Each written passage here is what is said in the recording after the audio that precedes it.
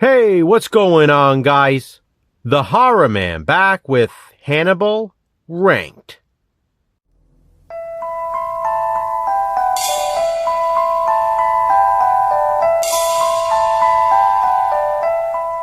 Ranked is a new series in which Jason from Horrific Nightmares JM and I choose a franchise and rank all of the films.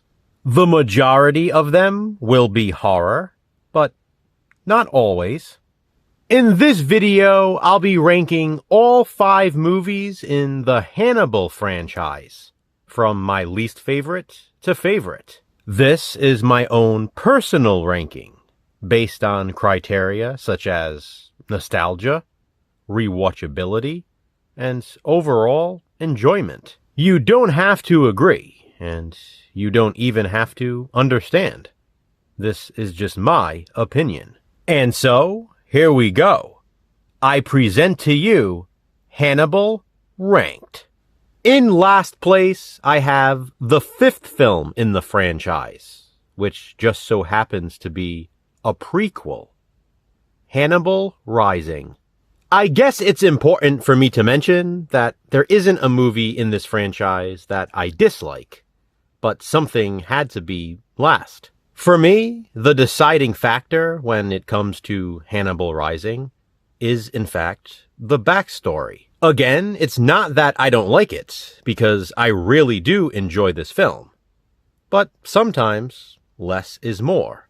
Is it cool to learn as much about Hannibal Lecter as we do in this movie? Sure, I suppose so. Honestly, though, I guess I just prefer a little more mystery regarding his character. In other words, I feel we know enough about him over the first few films. Hannibal Rising gets a little too historical at times. It may be a great prequel, but it is my least favorite Hannibal movie. Next up, at number 4, I have Red Dragon. This film has the odd distinction of being a prequel, a remake, and a sequel, all in one, depending on how you look at it. It's a prequel to Silence of the Lambs, but a remake of Manhunter, and technically a sequel to Hannibal Rising. I am a fan of Edward Norton, and I really like Ralph Fiennes in this.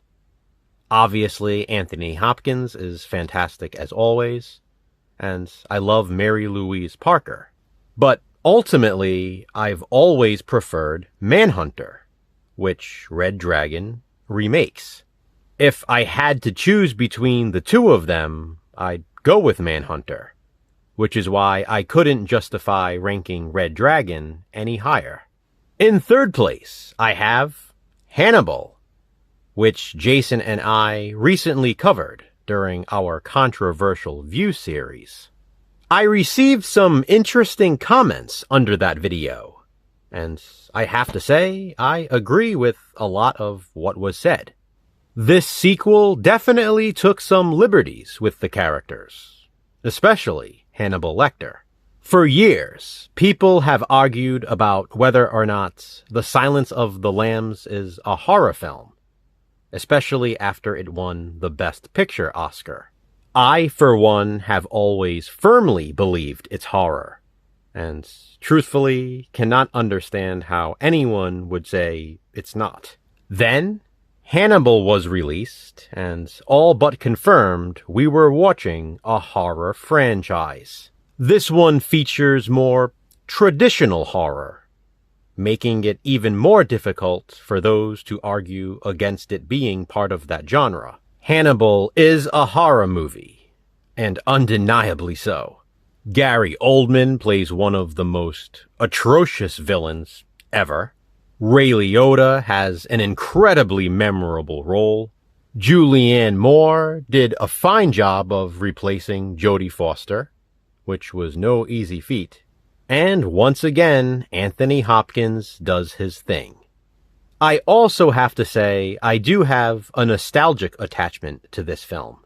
I saw it in theaters and loved it, and later on, my grandmother bought me the movie on VHS. For a while, I actually probably watched Hannibal more than I watched The Silence of the Lambs.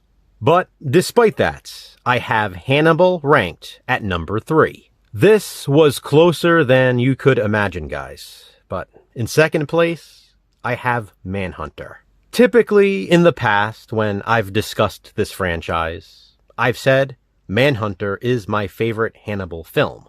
Maybe it is. I don't know. It probably just depends on my mood. This was the movie that started it all. As you can see on this DVD cover, it says, Hannibal Lecter's Legacy of Evil begins here. Of course, in Manhunter, Hannibal Lecter was played by Brian Cox. Anthony Hopkins did not take over the role until the sequel. And by sequel, yes, I mean The Silence of the Lambs. Manhunter is a Michael Mann film, and I love his style. The colors, the lighting, the atmosphere, it's all superb. I'm a big William Peterson fan, and he is awesome in this. And Tom Noonan, as the Tooth Fairy, is terrifying. It's a chilling portrayal that overshadows just about everything else in the film. As it should. With his limited screen time, Brian Cox does a great job with the Hannibal character. It's a shame he doesn't get the credit he deserves. It's an underrated performance. Like I said, this was close for me, guys. I love Manhunter. But deep down, at least for this ranking anyway, I felt I had to put The Silence of the Lambs at number 1. What can I say about this movie that hasn't been said already a million times? It's one of the very few horror films to win the Best Picture Oscar. It's an absolute masterpiece. Everything about this is brilliant. The cast, the setting, the soundtrack. I mean, can anyone listen to Tom Petty's American Girl and not think of The Silence of the Lambs? I'm sure many of us would agree. It also features some of the most quotable lines from a horror film. It may seem boring to have this ranked at number 1, but I had to be honest. The Silence of the Lambs is my favorite movie in the Hannibal franchise. By the way, fun fact, Jason hates this Criterion release of the film, because he doesn't like the aspect ratio, even though it's Jonathan Demme's preferred aspect ratio. Jason was originally going to show this edition in his video, but because of that, he decided against it. Speaking of which, I had also planned on showing some different releases of most of these movies, but stuck with DVDs throughout. It's probably the ranking itself you guys care most about anyway, but you know me. Physical media matters. So, what do you think of my ranking? Comment below and let me know. And please be sure to check out Jason's video to see how he has Hannibal ranked. Which franchise will we rank next? Check back soon to find out. Until then, remember, physical media matters. Thanks for watching, guys. Hit that thumbs up and be kind. Subscribe.